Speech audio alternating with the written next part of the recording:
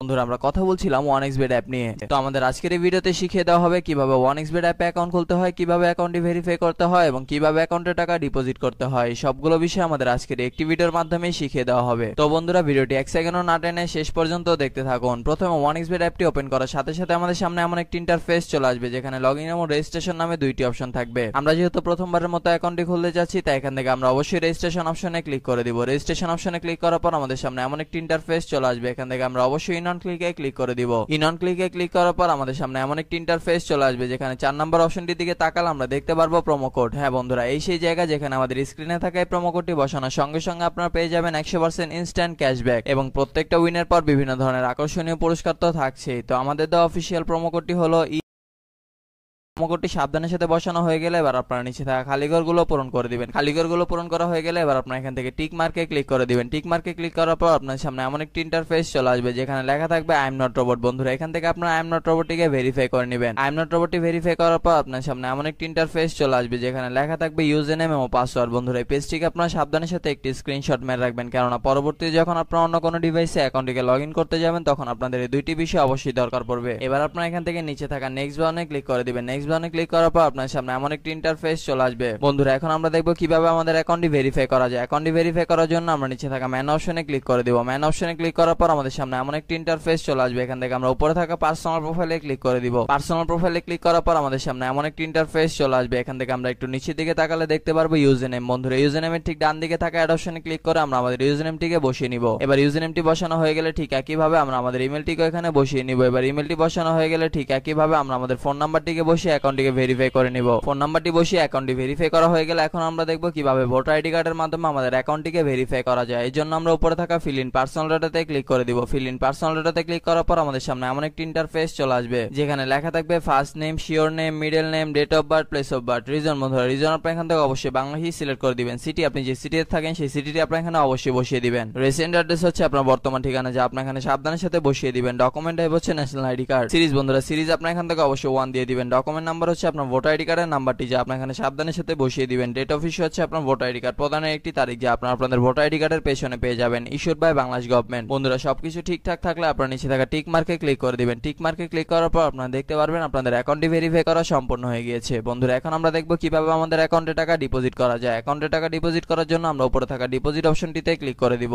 Deposit অপশনে click করার পর আমাদের সামনে এমন একটি ইন্টারফেস চলে আসবে যেখানে লেখা থাকবে কোন কোন মাধ্যমে আমরা তাদের সাথে টাকা লেনদেন করতে পারবো। আমরা যেহেতু আজকে বিকাশের মাধ্যমে তাদের সাথে টাকা লেনদেন করতে যাচ্ছি তাই এখান থেকে আমরা অবশ্যই বিকাশটিকে সিলেক্ট করে দিব। বিকাশটি সিলেক্ট করার পর আমাদের সামনে এমন একটি ইন্টারফেস চলে আসবে। বন্ধুরা এর আগে বলে নিই যে 1xBet অ্যাপে একদিনে সর্বনিম্ন 300 টাকা থেকে শুরু করে আপনার ইচ্ছা অনুযায়ী আনলিমিটেড টাকা আপনারা এখানে ডিপোজিট করতে পারবেন। আমরা যেহেতু আজকে 2000 টাকা ডিপোজিট করতে চলেছি তাই এখান থেকে আমরা অবশ্যই 2000 টাকা সিলেক্ট করে দিব। এবার এখানে আমরা আমাদের বিকাশ ওয়ালেট নাম্বারটিকে বসিয়ে দিব। বিকাশ ওয়ালেট নাম্বারটি বসানো হয়ে গেলে আমাদের অ্যাকাউন্টে একটি 10 ডিজিটের ট্রান্সফরমেশন আইডি যাবে। সেই আইডিটিকে আমরা এখানে সাবধানের সাথে বসিয়ে দিব। বসানো হয়ে গেলে সবকিছু ঠিকঠাক থাকলে আমরা নিচে থাকা কনফার্ম বাটনে ক্লিক করে দিব। কনফার্ম বাটনে ক্লিক করার কিছুক্ষণের মধ্যে আমরা দেখতে পারবো আমাদের অ্যাকাউন্টে টাকা ডিপোজিট হয়ে